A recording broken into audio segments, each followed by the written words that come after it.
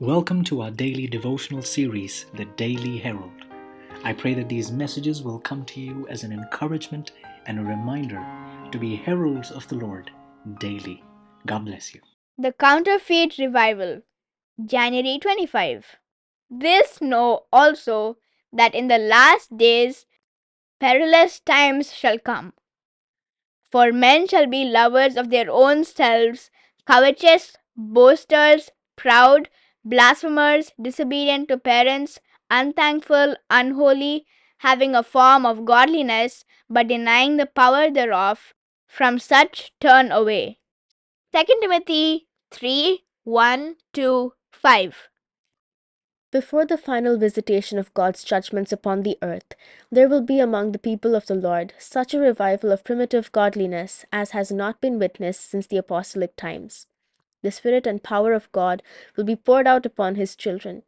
At that time, many will separate themselves from those churches in which the love of this world has supplanted love for God and His Word. Many, both of ministers and people, will gladly accept those great truths which God has caused to be proclaimed at this time to prepare a people for the Lord's second coming. The enemy of souls desires to hinder this work, and before the time for such a movement shall come, he will endeavor to prevent it by introducing a counterfeit. In those churches which he can bring under his deceptive power, he will make it appear that God's special blessing is poured out. There will be manifest what is thought to be great religious interest. Multitudes will exalt that God is working marvelously for them, when the work is that of another spirit. Under a religious guise, Satan will seek to extend his influence over the Christian world. In many of the rivals which have occurred during the last half-century, the same influences have been at work to a greater or less degree.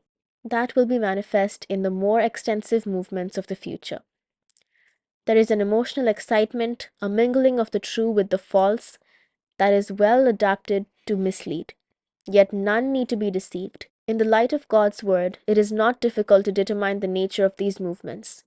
Wherever men neglect the testimony of the Bible, turning away from those plain, soul-testing truths which require self-denial and renunciation of the world, there we may be sure that God's blessing is not bestowed. And by the rule which Christ himself has given, ye shall know them by their fruits. Matthew 7:16. It is evident that these movements are not the work of the Spirit of God.